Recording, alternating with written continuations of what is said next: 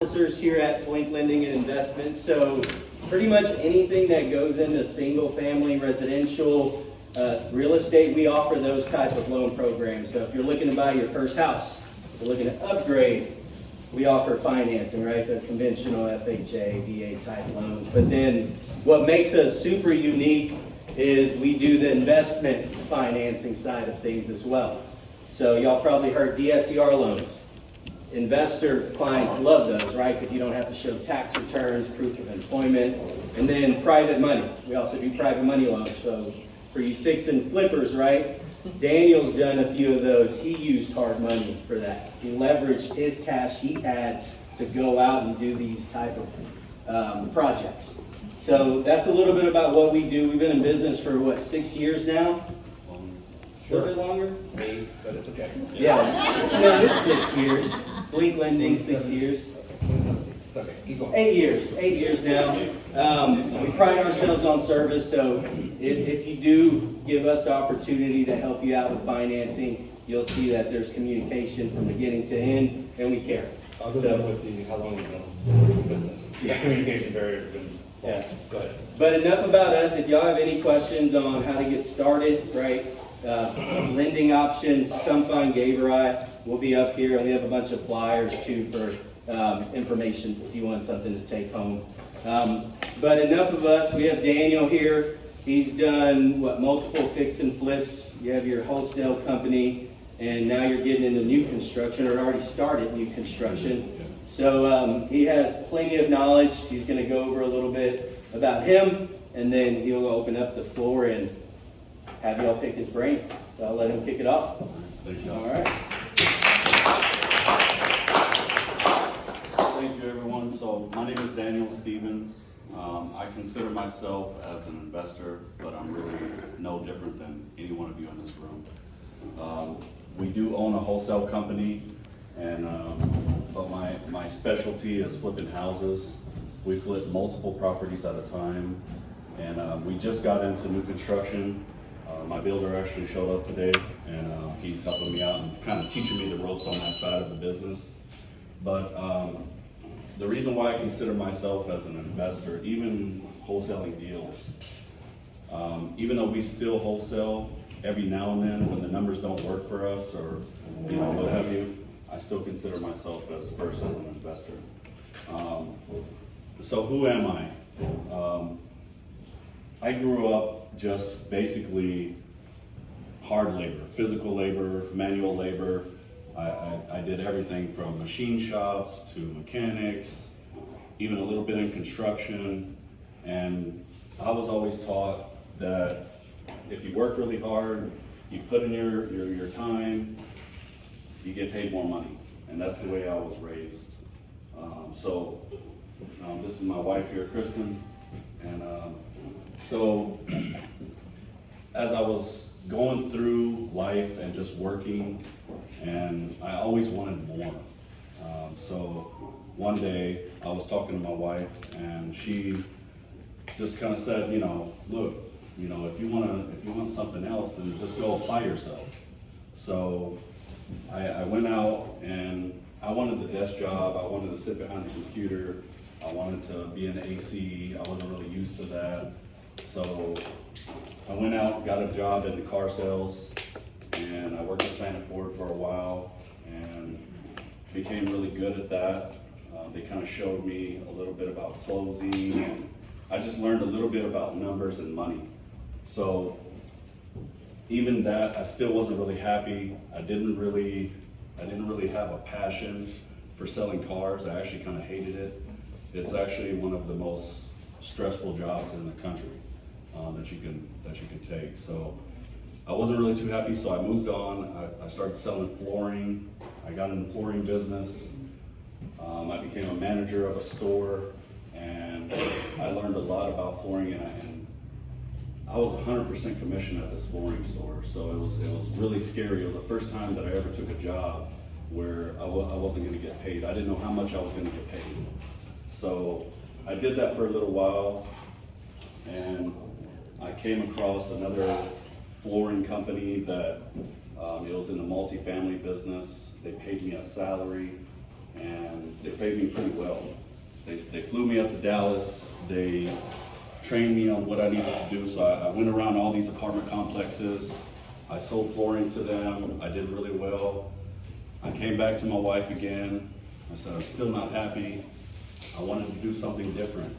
There was something in me that just said I needed to do something, I just didn't know what it was.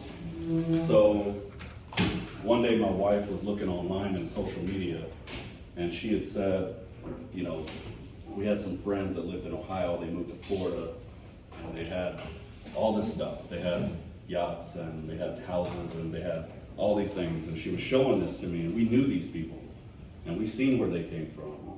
And basically, she was like, they're in real estate. So next thing you know, my wife over here, she's not the entrepreneur. She's more of a 9-to-5er. She's invest in 401k, hold the job for 30, 40 years and retire. That was her mindset.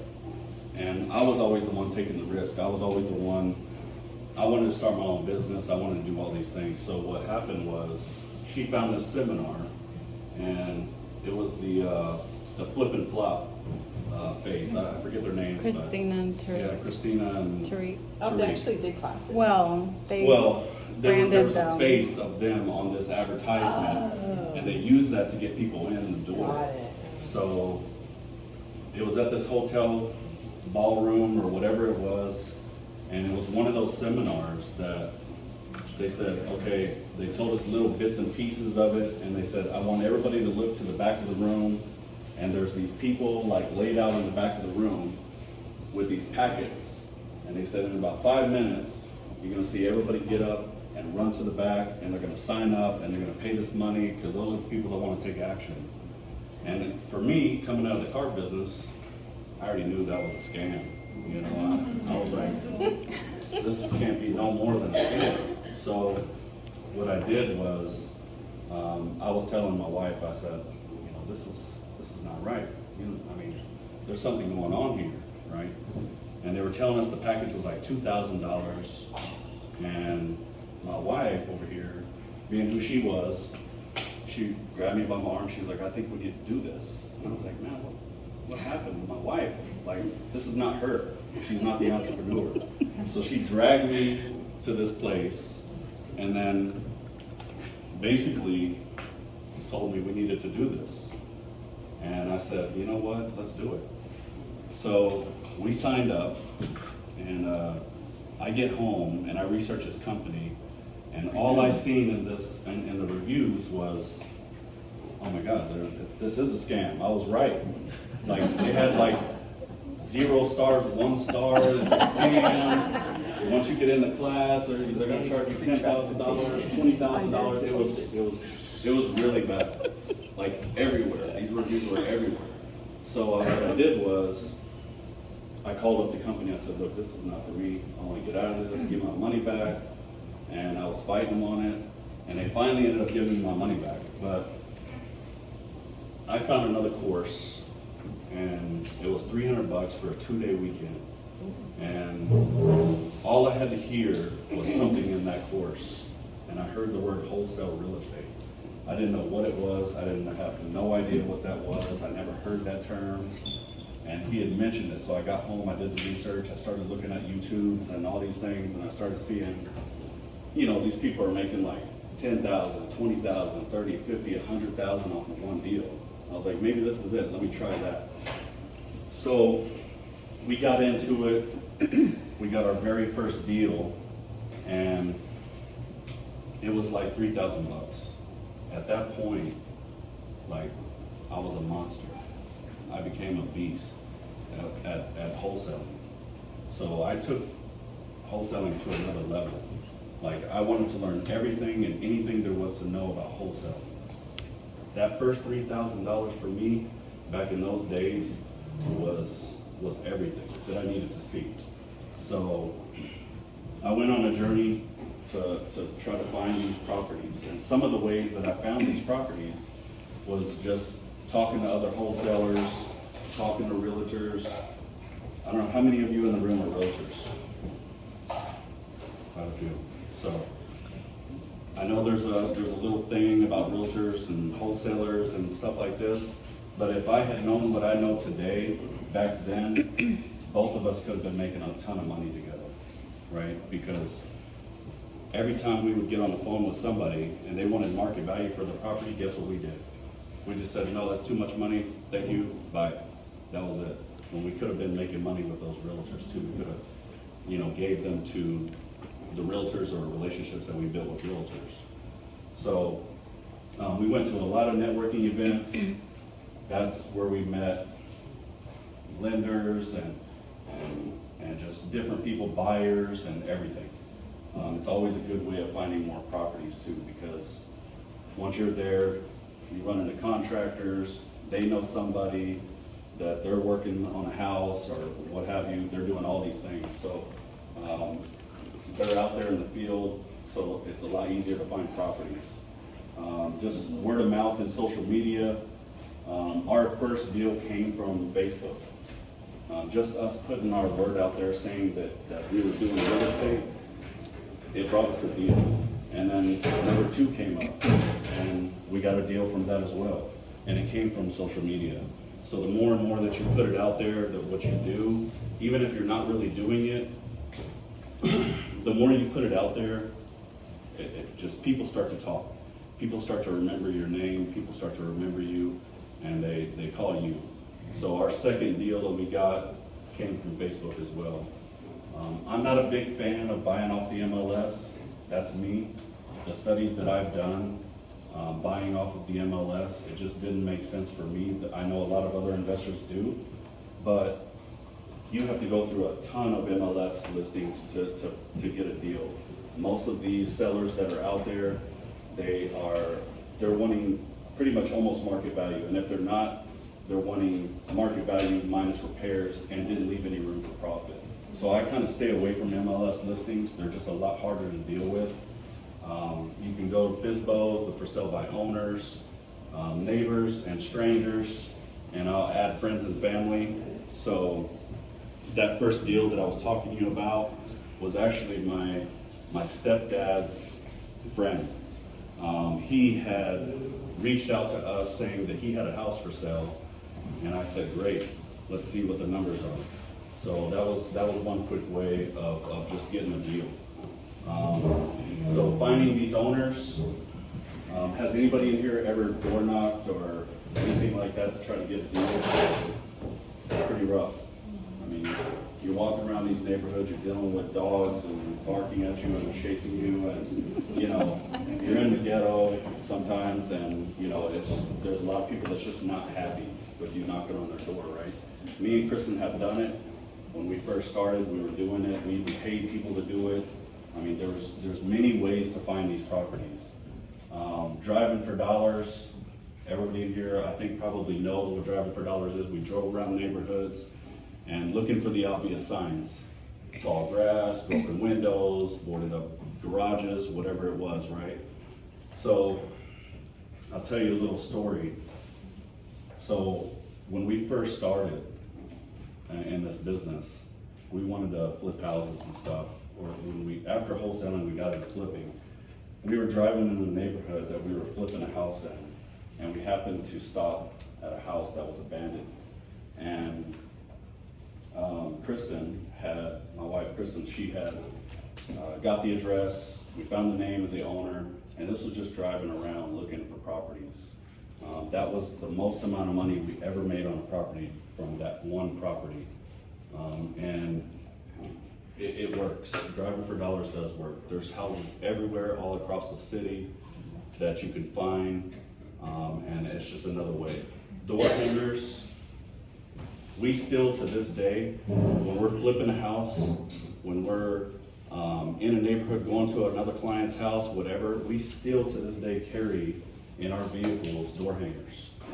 And once in a while, we will get out of our vehicle, go put a door hanger on it, and we won't knock on the door, we'll just leave it there, hoping that they're gonna give us a call. It's actually worked out for us. So every day, we're constantly looking, no matter where we're at, we're constantly looking.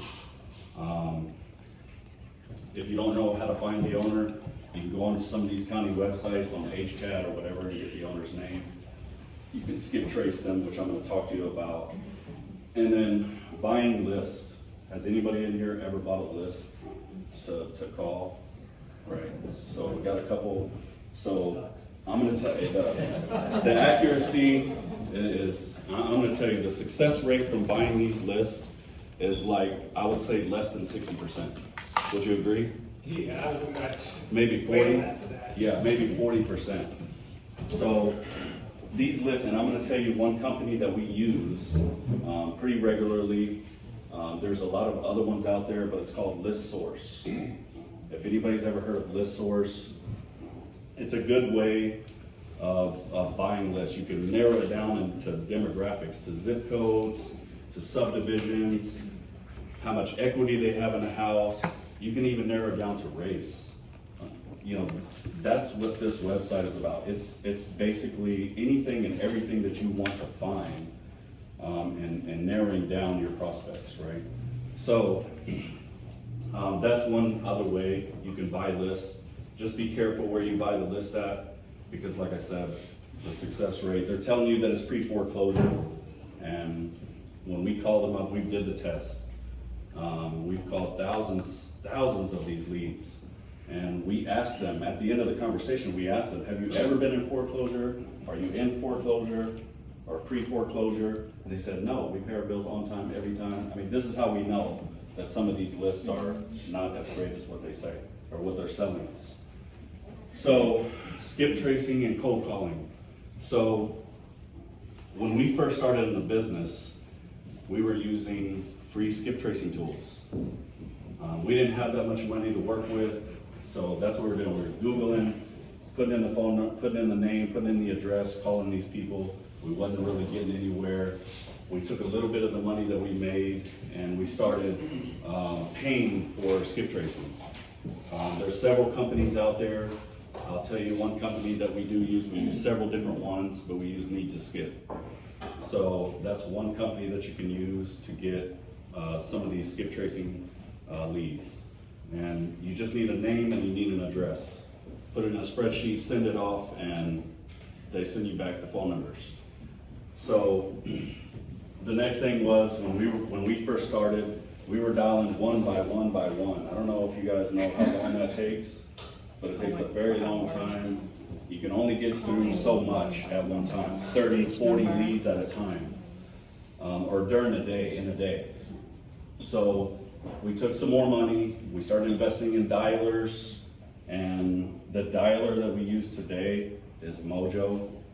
Mojo's a really good dialer to use, in my opinion. There's several different ones that you can use, but it also comes with a kind of like a CRM, so you can schedule follow-up calls, you can do all these things with Mojo. That's what we use. You can use whatever you would like to use. There's several other ones we've used.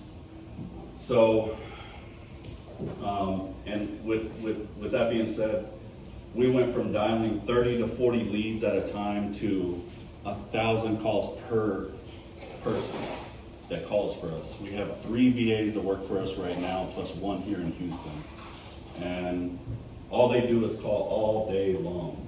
And this dialer just goes on right to the next phone number, right to the next one, then to the next one. If it's disconnected, it goes right to the next one.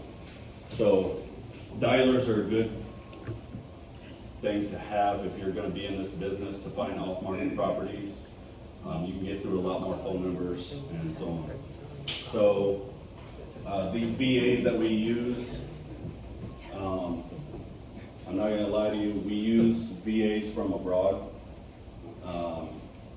They're cheaper. They're like machines. They don't care about rejection. Yeah. When it comes to the skip tracing stuff, Yeah. I've always had issues with trying to figure out the right programs and those type of things. Like, honestly, a lot of them suck. Yeah. So, like, which one are you using that works well for you? Skip tracing? Yeah, I mean, like I said, we use Need to Skip. Need to Skip. Need to Skip. We use Skip Genie. We use a bunch of different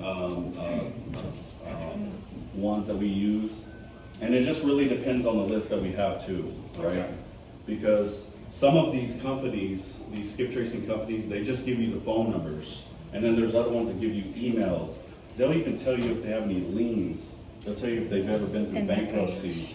Their age. Their age. It'll tell you everything. So depending on the list that we're getting or that we're purchasing, depends on which company we use. Okay. So, like I said, even with that, so the success rate on skip tracing companies, it's really, truly, it's less than 80%. Let's put it that way. The accuracy for the phone numbers that you're gonna get back is about 80% or less. I found that Skip Genie probably is the best. They are more expensive.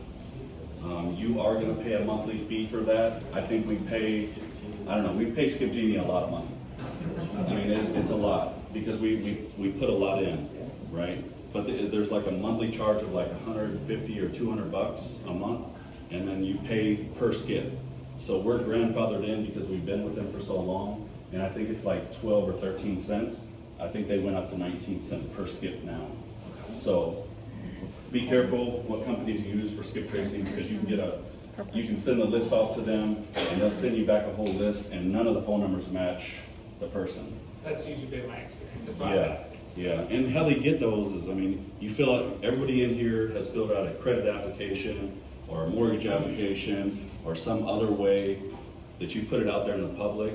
It goes into a system and they're able to gather all this. So if you change your number last year, they're giving you that old phone number, right? So it's just something to think about when you're choosing a skip tracing company. Make sure that you're getting the right phone numbers and mobile phone numbers. So VAs are, like I said, they're like machines. They can sit there and call all day long for hours and hours and hours. I can't do that. I hate using the phone. I don't like it. I don't even like following up. My wife does that. She's good at it. I am not. So I don't like talking unless there's a deal there, unless I feel that the numbers are gonna work. That's when I gotta get involved because I'm the negotiator. I'm the one that kind of closes the deal and so on. So they get them on the line, they wanna sell, I already know the price, whatever that they want for the property, and then I get involved, I go see the property. We try to go see every property that we buy, but we have bought sight unseen. Just depends on the numbers. Like I said, if it's really deep, there's no need. I don't care if it's a full gut, I'll buy it. So always set the appointment. When we first went into this business, we went on a property, we went on the appointment. No matter what they said, they just said, I want to sell, we went to the appointment. You don't know how many miles and gas I wasted. Like, I went all across the city, just hoping to get another deal. That's how hungry I was when I first started. Now I kind of have to know where they're at before I take myself an hour or 2 hours away, all the way to Galveston or wherever it is. Yeah. So to go back with like the skip tracing, right, the cold calling, how are you starting that conversation? Like it's some random, I usually don't answer, right? Yeah. You see a random Yeah. number, typically don't pick up. So how do you try to get their like immediate attention right away? Yeah, so me personally, I'm not that kind of person, and everybody does it differently. But I'm not that kind of person to call you and say, do you want to sell your property? Do you want to sell your house? Do you want to sell your house? I'm just not that guy. I want to build their relationship with you. I want to make them like me over the phone so that they want to talk to me. So I'm trying to figure out if I can help them. I'm not trying to just buy your house. I want to help you because, let's be honest, the majority of the houses that we buy, they have issues. They didn't pay their taxes. They didn't, they're late on their mortgage. They're in probate. They inherited property. They owe all these things on this property, liens and whatever. So all these people have issues and you need to be there to solve their problem. So I go at it with that approach instead of just coming out, hey, I saw you just got divorced. I want to buy your house. You know, that doesn't work. That doesn't work. Sorry, it just doesn't. So I try to get their attention right away by mentioning to them that, hey, I'm Daniel. I'm with Flippin Reality Homes. I want to help you in any situation that you have going on. right now. And I just started from there. Usually, and I just shut my mouth. And I wait for them to reply, to answer me. And they say, well, what problem? I don't know, do you need any help with your house, or do you need any help with contractors? If it's like an abandoned house that we know of, I noticed that I was in your neighborhood and I noticed the roof is caving in. Do you need a contractor to help you out with that? I mean, this is how I get into the door with these people. It's not the best way, but it does work. Because they tell me, well, I can't afford to fix the roof. Great. I mean, the house is just abandoned, it's just sitting there. How about you get a little bit of cash for that house? Maybe take that money and move on to a different chapter in your life. Is that something that I can help you out with? You know, so that's my approach with everything. So, did I answer your question? Yeah. So, setting the appointment, meet and greet is very, very important. People sell to people that they like. I think it's more important for us to do this. As you know, since COVID, a lot of wholesalers entered this space. I mean, they're trying to do it from remote places. We just talked to one today that was in California that is trying to wholesale a property here. He knows nothing about this market. So there's a lot of wholesalers out there that came in during COVID. They lost their jobs for whatever reason. A lot of people came into this space. And for me personally, I think it's better to meet the person that's here, your boots on the ground here. You can build that relationship with them. They can see you face to face. So try to go on as many appointments as you possibly can. Build that rapport with them, walk the property. So I'm gonna tell you, I came from the car business, and I'm not sure, I know a lot of people don't like car salesmen, but I'm gonna tell you something that we do. It's a trick of the trade. So what we do in the car business, you bring in a trade, we want you to come out there with us to go look at that trade. You know why? Anybody? Show them something better. So you can evaluate your point at the So we can devalue it. Right. You in the car business? That's right. So this is what we do, right? And I'm not saying you have to do this for houses, right? I'm not saying you want to go out there and take advantage of the little old lady, right? I'm saying that we do this for a reason in the car business. We want them to come out to the car, and we don't want to say nothing. We want to shut our mouth, and we want to touch that dent, right? They're going to tell us everything that happened to do with that dent. My kid took a baseball bat and hit it. They did whatever it was, right? So we walk around the whole vehicle. The car smells like cigarettes. There's stains all up in the seats. There's everything going on with this vehicle. They just told us that it was in good shape. It was in good condition. When we were inside, they told us it was in good shape. So what we do this on purpose. Walk around the vehicle, point out everything, don't say nothing. We're letting them know that we know. We're devaluing that property, right? So we know that we're gonna not give them their 10 grand that they owe on the vehicle. We're probably gonna give them 5, right? And they're gonna be upside down on that vehicle. Unfortunately, that's the way it goes in the car business. So next time you take your vehicle to the, just go out there and appraise it. You know, I owe 10 grand, that's what I want, and keep it at that. Because they're gonna offer you less than half, right? So, same for houses. I'm not saying to take advantage, I'm saying you need to go out there to the houses. You need them to tell you what's wrong with the house. They will tell you. The AC doesn't work, the roof hasn't been changed in 30 years. They will tell you all this stuff as you're walking through these houses. If you see, dog shit in the corner, you're gonna walk up to it and you're really not gonna say nothing. You're just gonna look at it. They're gonna tell you right away, my dog loves to take a crap there, right? I don't know. I mean, you're setting it up. You're setting it up. And that's personally what I do. You don't have to do it that way, that's what I do. Because I know what offer I'm gonna make before I even get there. I pretty much already know. So, and as you all know, sellers these days are wanting this. And it's pretty ridiculous, right? Because they still remember right after COVID, everybody was selling their houses at $50,000 over listing. And I get it. Mr. Bob across the street sold their house for $350,000. Well, that house over there is double the square footage. You know, it has one more bedroom and another garage, whatever. For some odd reason, I don't think it's left with the sellers just yet, right? So, with rates being the way that they are, as you know, right, Oscar? I mean, have you seen a decline in people just refinancing or you know, buying homes right now? Not a lot of people are refinancing. No, not really, right? They're kind of holding what they got, right? But these sellers that are selling, that are out there, they're still imagining this number that's up here, and it's really only worth this.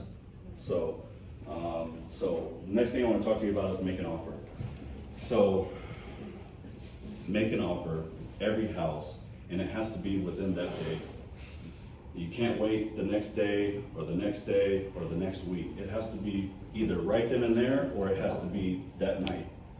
They need that offer because it's allowing you to have room for negotiation, right? If you tell them, I'll give it to you in a couple days, they already talked to 2 or 3, 4 or 5 other people.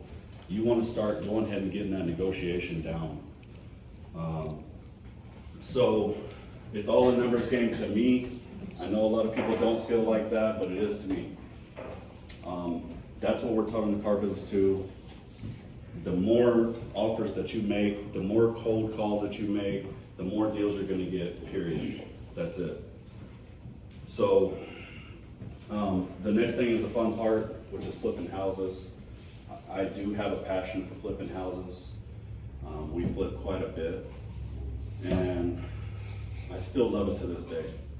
Like, it's amazing to take a house that looks like junk and turn it into something and never would have known it looked like that. So this picture at the bottom here was the first flip that we ever done, and Paul and Oscar and Gabe, they lent me this money for this house, and I don't know why they did.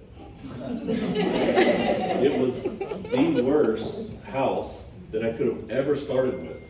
It was the worst. Is it still the worst now? Not anymore. But It's this house was now. so bad. It was so bad, and this is when Paul actually first started in the business, and he lent me the money. He already knew of me. We were going back and forth with emails and phone calls. I was wholesaling to somebody that he knew. We did like 20 deals together. So Paul knew of me, he didn't know me. And by the way, Paul's the owner here at Flippin. And he knew of me, he just didn't know who I was. So one day I called him and I said, look, Paul, you know, I've got this house. He stopped me right away. You want to flip it? I said, yes, I do. It's time. So I did a lot of wholesale deals. He knew I knew the numbers already. He said, send me everything you got and let me see what I can do. So what happened was, I didn't know about flipping houses. I didn't have no idea about flipping houses. I didn't know about plumbing, electrical, HVAC, nothing. So we get into this house. He finally approves everything. And we lift this little shower base up right here, and like 4 big, huge rats the size of footballs came out of this thing. It was horrible. And I'm just gonna back up 1 second. So when we first met this lady at her house, you would never think that she lived like this. She was dressed nice, she had a nice car. We were standing on her front porch. And as we were standing there, I kept going like this, like, damn, something's biting me. I was like, oh my God, what is it? I didn't think to look down, nothing. I'm inside this house, and she's sitting here showing me what she's done on the wall. Like, oh, this is so beautiful. I put this wood here. You know, it looks really nice. I was like, great, great, great. And at the corner of my peripheral vision was like looking over here. And I seen something go like, real quick. And I was like, damn, does she have another dog? Well, what happened was, we started going to the house, and she's taking us into her kitchen. I wish I would have brought more pictures, but I didn't. If you would have seen this kitchen, it was horrible. But she took us in the back of the kitchen, and it was like an enclosed patio area. It looked like a dungeon. There was like a chain link fence, like you ever see those pet dog, what do you call it? Chicken wire, like chicken wire. Something like that. And there was a chains hooked up to the wall. And I was like, man, oh my God, freaking Chucky's gonna come out of the wall any day, like any minute. So it was that bad. It literally looked like a dungeon. These are some of the things that you have to worry about when you're flipping properties like we do. The worse it is, the smellier it is, the more money I see, right? That's just the way it is.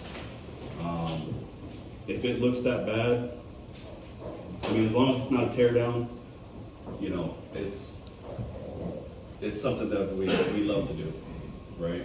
And you gotta be prepared to go into these places. We've seen rats, roaches, possums, families of possums, spiders, everything. So, the next thing I want to talk to you about is our losses in our flips. So, you know, anybody can sit up here and talk to you guys about our wins, right? You hear it all the time. If you want to go hear a bunch of wins, just go YouTube some wins, right? Because there's plenty of people out there that's going to try to tell you that you can make $10, $50, $100, $200,000. And even though we have, I'm just going to tell you, so we've made from $10,000 to $142,000 on a flip, right? That's where we've been. And that $10,000 flip just happened last year. And I won't get into that story, but it was supposed to be 40. So, but our losses, the way that I see loss is time. My time means everything. And if you think about that $10,000 that I made, and you divide that up in the length of time that it takes for you to finish a property, let's say from close to close, 4 months, that $10,000 turned into $2,500 a month, which I know I can't live off that. So that's the way I see losses, is your time. Overpaying, so I'm a numbers freak. I love numbers. It's all I really truly care about. I don't overpay. Kristin has seen me turn down properties for $1,000 because I just can't get over in my brain. If I go over my criteria, it's just like bad luck for me. So I stick to my numbers. It is what it is. I can adjust the rehab to try to compensate, but I try not to. So my overages, and this has to do with contractors. So there's a lot of contractors out there. You have is anybody in here a contractor? Yeah? What do you do? Everything, residential, commercial. Residential and commercial? Okay, good deal. So you know as well as I do, there's contractors for everything, and they all have different prices. We don't have the cheapest ones, but we don't have the most expensive ones. There's some out there that will charge you $10,000 for a driveway, and there's some out there for that same driveway will charge you $5,000.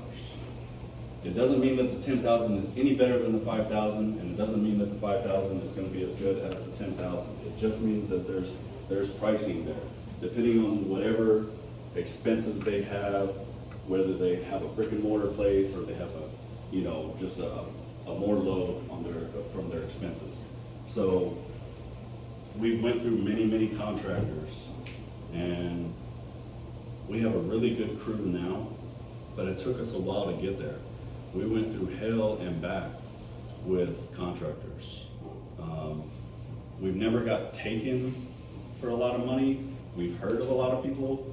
We actually know a lot of investors that have been taken $20,000, $50,000. I know an investor that lost $50,000 he took off with their money. Never Because they heard paid from them him. up front, right? They Because paid they paid them them up upfront. front, that's the All of biggest it. mistake, yeah, that's the Right. biggest mistake. So be careful with contractors, make sure that they're reputable. The way we find our contractors is, I've done it all different ways. And surprisingly, I'm not talking about the people that's waiting in the parking lot at Home Depot, but I'm talking about the contractors that actually show up to Home Depot. You know, the ones that are going in there looking for supplies for the houses that they're doing. I've done it that way. I've also stopped at new construction houses and got those contractors as well. We still use our framer and we're a plumber. I actually met them through new construction. I pulled over on the side of the road. I said, hey, you're doing plumbing, do you work on houses outside of this? They said, yes, that's how I got them. I still use them today. So I got really good contractors. Anybody got questions on flipping before I move on to this? This is the last little part that I want to talk to you about, and I want to open it up for questions. So, new development and flipping houses, or versus flipping houses, obviously, it's a lot different, but it's the same. I like it a lot more. It's a lot easier. It does cost more. You do have to come out with more money out of pocket. I just started in new construction development. We're building with partners. One of my partners is here today, and my builder is here today. And we do build, so right now we're building a duplex. We're also building, we're gonna be building 2 more duplexes right behind this one. And then we have one coming up in the Heights next month, which is gonna cost quite a bit of money. But, Oscar, Gabe, do you guys lend on land and lots? Or do you? Yeah. Okay. So there's a lot of lenders out here that won't finance the land or the lot. But the majority of them won't finance that. So you have to buy the lot, and then you come up with all the soft costs, and then they'll finance the construction part of it. So it does cost a little bit more. It does take a little bit more time to build these things. When we flip properties, we're flipping in 4 to 6 weeks, sometimes 8 to 10. If it has a pool, maybe we might go to 12. But we flip properties extremely fast because time is money. In a new build, obviously, it's gonna take you 6 months or more sometimes to build. The one in the Heights is probably gonna take us like 18 months. Would you agree, John? Somewhere around there? Around 18 months to build this project. So, everything takes longer. So that means more money is coming out of your pocket. So everything is done in stages versus flipping, you're not really doing it in stages. If you're gonna replace windows, then, you know, just replace the windows. Well, obviously, you're not gonna be replacing windows in new construction if the framing is not there, right? So everything is done in stages. Mandatory permitting and inspections. I'm not gonna lie, has anybody here flipped a house before? So many of you have flipped houses, right? Do we pull permits for everything? We don't. We don't. It is what it is. You know, we try to get away with it as much as we possibly can. And the reason is for time and cost. We should be doing it. You're supposed to be doing it, but we don't do it for every flip. We've gotten busted a couple of times. We got stop work orders done for us. We had to deal with that situation. That's the house that I was telling you guys that I made $10,000 on, that I was supposed to make 40. We lost money. To me, that's a loss. But that happened because we got a stop work order. They wanted me to do engineering plans. They wanted me to rip out everything. I mean, they made an example out of me. If you're ever flipping in Pasadena, you know, whatever. So this happened in Pasadena. I had to go basically kiss this guy's butt to get around certain things that you know, I didn't want to do. I didn't want to rip out the shower that he was going to make me rip out. I didn't want to rip out the walls so that he could see all the piping and all these things, right? So I made a deal with him. I did some other things that he wanted me to do, and he went ahead and passed it, but I still had to pay an additional like 10 grand on engineering plans and just the headache of it all. It took me like an additional 3 months to be able to sell this house. It was horrible. Anyways, I won't talk about. Reconfigured the house, or just it was just So total the funny thing about this guy that came to do the inspection on this house, I was only connecting the gas. We were already done with this house. I was just gonna connect the gas, right? But when he came out, I'm so unlucky, by the way, because this is the inspector that came to this house before this house was fixed up. He knew what it looked like before. He remembered it. So when he came out there, he was like, this wasn't there, that garage conversion wasn't there, you're gonna have to do something. I'm not approving none of this. I'm not turning the gas on for you and so on, right? So we had to start all over with this guy. We had to get on his good side, and believe me, it was hell. I mean, we bought him lunch. tips treats. So, I mean, it is what it is, right? I mean, there's things that you have to do, there's things that happen when you don't do it the right way, which is pulling the permits and doing it the right way. Some of the things you have to go through. So overall, new development to me is just a lot cleaner process. You don't have to deal with a lot of other things. You're going to get this house inspected, otherwise you're not going to get the gas and the water and electrical, right? Yes. So I have a question. So with like Gabe and I, we get a lot of newer investors, right? They call us up and they're like, hey, I have this project, it's $100,000 in rehab. Yeah. And we're like, okay, what's kind of your time frame? Like, are you looking for a 6-month loan, a year loan? And they say, oh, we'll be done in a month.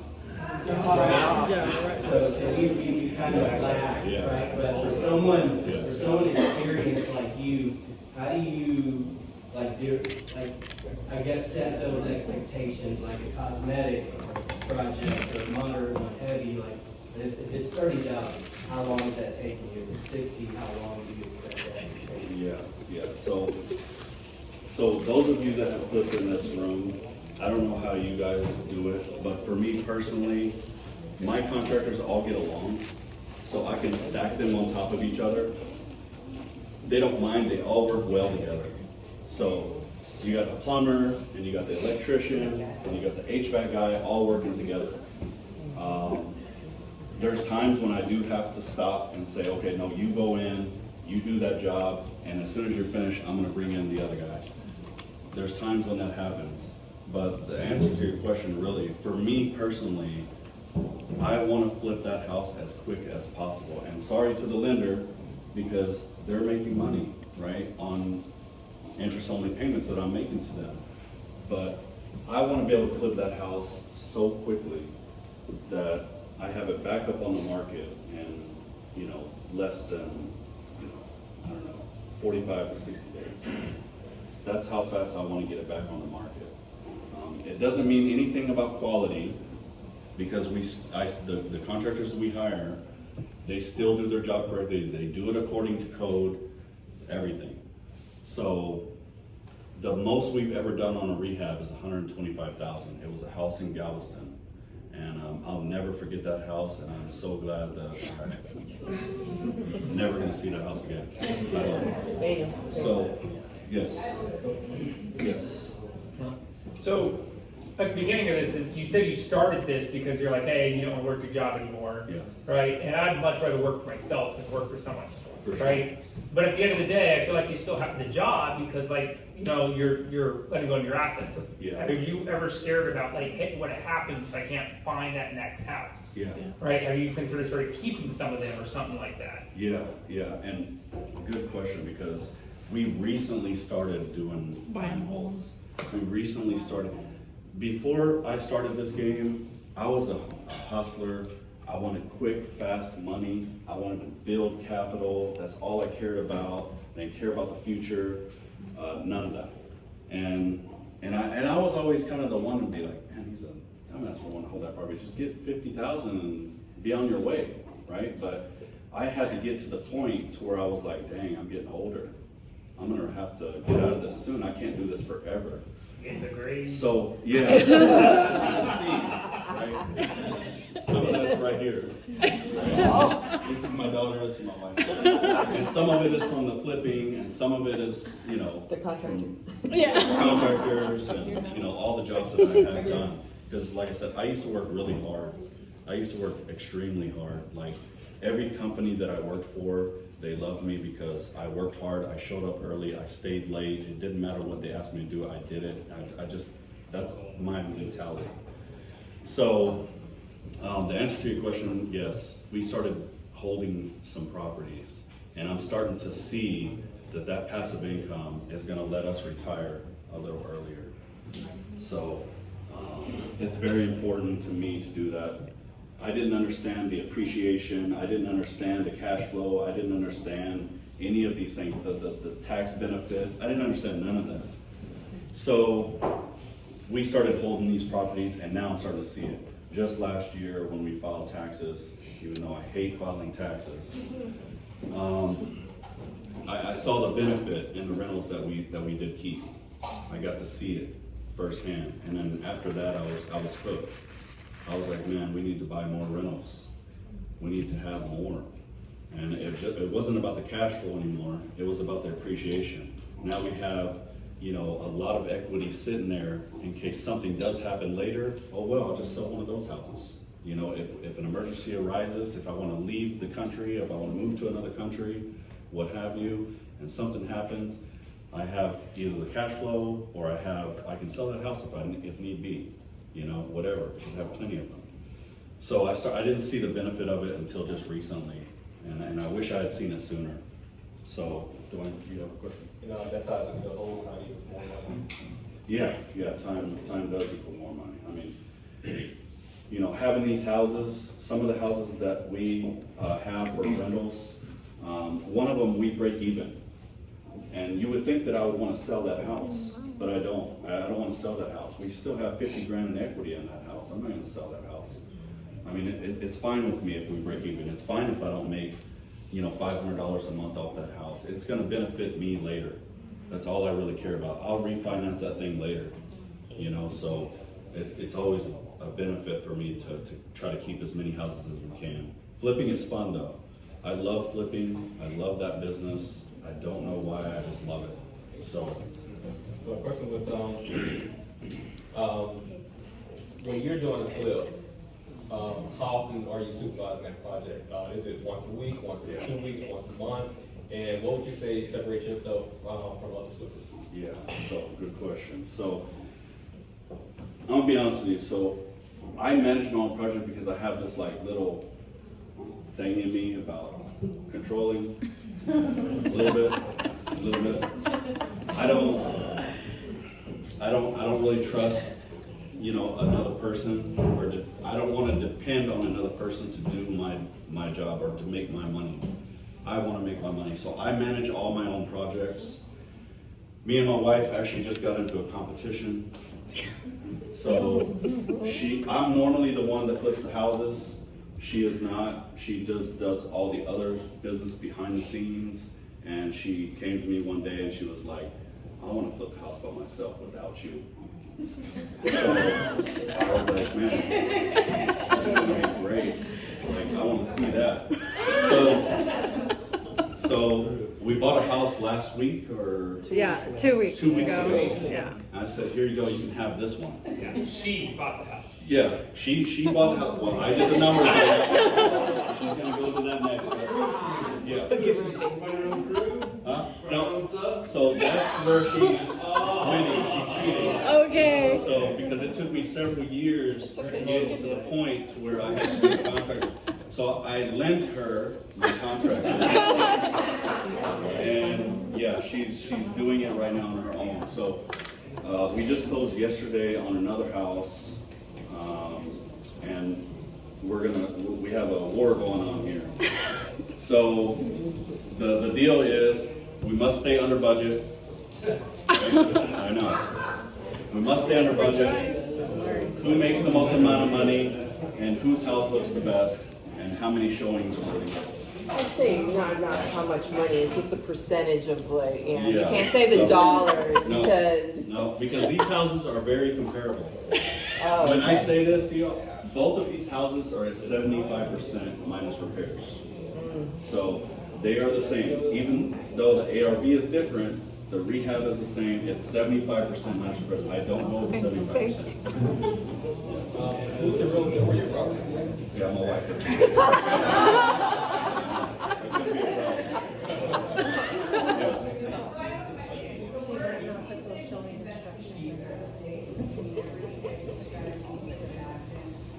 I'm sure you're aware of the trends that are going on, so that's what I'm curious, what are you seeing out there as far as the housing trends? And, Yeah. you know, our equity was on like 5 of our properties, we just looked and dropped like 40 grand in the past like 3 months. Just trying to sell them and stuff. What are you seeing particular areas more so that are selling faster than others, like can you pinpoint?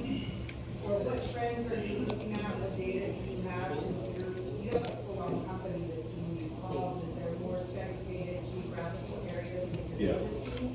So. I don't know about the data. So both of us listen to, we record every VA, right? We record their conversations, we listen to them, we try to listen to them daily. And I'm gonna just tell you straight up, we're hearing more no's today than we were last year, right? We're also seeing a lot more active properties. We completely got out of Galveston Island, that's me personally. Yeah, we've done some property. I will not buy in Galveston for years to come. Years. It's going to take years for that area for me to buy in that area. I'm sorry. It's just not a good area. Have you seen the listings, the active listings over there? It's like 1,200 active listings on the island. On the island. You know how small the island is. 1,200. You know, so like I said earlier, sellers haven't got over, you know, they're wanting this, right? Yeah, but I'm meaning in the Houston area. In the Houston area. More hotspots that are selling faster. So, That we can like target in on and what amount? not really. Okay. They'll show us your playbook, right? Like, Yeah. Yeah. It's, Buying more pieces over living. okay. Beds in one house. Oh, wow. I need to talk to you. That would be nice. Maybe we can do some business together. Yeah, so, no, I have not seen, to me personally, I think, Yes. right, you haven't really seen, particular areas boosting more than others. I mean, there's certain zip codes for new builds, it's a little bit different. New builds, and to the answer to your question, for new builds, yes, but for flipping, no. I mean, there's areas that, Navigating the permitting process. yeah, I know. It's, It's like 2 years you're sitting on a house before you get permitted. no, not even. Where's county? I mean, Also, for so, Ed was 2 years, a year, 18 months, yeah, right here. yeah, I mean, you're in the, this is the Heights, this is much different, right? But if you're in, we're building an acres home, yeah, South Park, you know, areas like this that are kind of gentrified, you know, are becoming kind of, yeah. So we're building in those areas, so it's a little bit different. Our goal is to go after investors that want to buy and hold. That's why we're building. That's the way it's going to me. But yeah, you got a question? Did you have one? Oh, okay, yeah. So How do we get in contact with you or whatnot? yeah, so I'm gonna leave this on the screen, and this is all of my contact information. I even put my personal Facebook on there if you wanna friend us on there too as well. And that's my personal cell phone number, so if you wanna give me a call, if you have questions or anything like that, I don't mind. If I don't answer, I will call you back. We're busy, but we always wanted to talk about real estate. So if you have any questions at all, you can always do that as well. Daniel, how do you source your VAs? So, Company or? so the question is, how do I switch my VAs? When we first started in the business, we were using companies like VirtualPal, Phone Beast, and so on, right? Well, some of these VAs, they will reach out to you on the side. This is what happened to us. These VAs will reach out to you on the side. They're being undercut. So we pay VAs in the Philippines anywhere from $4 to $8 an hour. I know that doesn't sound like a lot. I'm half Filipino, okay? We just came back from the Philippines. We have a lot of family in the Philippines. And I know that that sounds like this is like slave labor for $4 an hour, but for them, that's a lot of money over there. So when we source VAs, we're looking at these bigger companies, and we know that they're going to eventually fall off, because that $4 for them turns into $2.50 and $3, because they're taking a cut. Those companies are taking a cut, and most of those companies are ran from here. They're just outsourcing it over there. So I pay direct to my VAs. I have one that pulls lists for us. I have 2 that call, and I have 1 here that makes phone calls and goes on appointments and stuff like that. So when you're interviewing these VAs, ask them everything. The problem with hiring, and like I said, I'm half Filipino, the problem with hiring with Filipinos is they are machines, right? They only know one way. If you give them a script, that's the way they're gonna say it. There's no conversational, what's the weather like today? What do you think about the Rockets or the Astros or anything like that? They don't know. They just know to stick to the script, right? So there's a few that we do have that are really good, and they can actually have conversation. They're a little bit more sociable. But when you're interviewing them, ask them the questions. Do role play with them. And if they can't get past that role play, and they can't answer your questions or whatever it is, you need to move on to the next one. They need a little bit more work. They need a little bit more time. If their accent is too strong, I'm sorry. It is what it is. And you have to be selective with these VAs sometimes. Because when we first started, we were using just any VA that we could find. And man, we lost so much money. We were paying them for nothing. Like the client would say over the phone, I have a house for sale. And the VA would say something like, are you in Texas, right? And then they would say, yes, I'm in Texas. And you want to sell your property? Yes, I told you I want to sell the property, right? It just kept going on and on and on. It never got to what was the important things about asking this client or potential client the questions to qualify them. And it just kept going on and on and on. So they got pissed off and they hung up the phone. I don't want to talk to you anymore. So you have to be very kind of selective when you're talking to these VAs. Make sure that they're good enough to handle the phone conversations that's going to arise. So that's all I got. I hope that you guys learned something. If you didn't, like I said, you can always call my phone number and we can talk about it. If you want to come out to our projects as well, we have 2 going on right now. We'll have a 3rd one coming up in about 2 more weeks.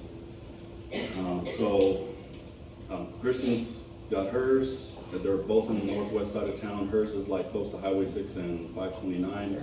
Mine is close to 249 and like Grant Road. If you guys want to come by, you're more than welcome. I think my house is going to be better than hers, but We'll see about we'll that. see what happens. All right. Give it up.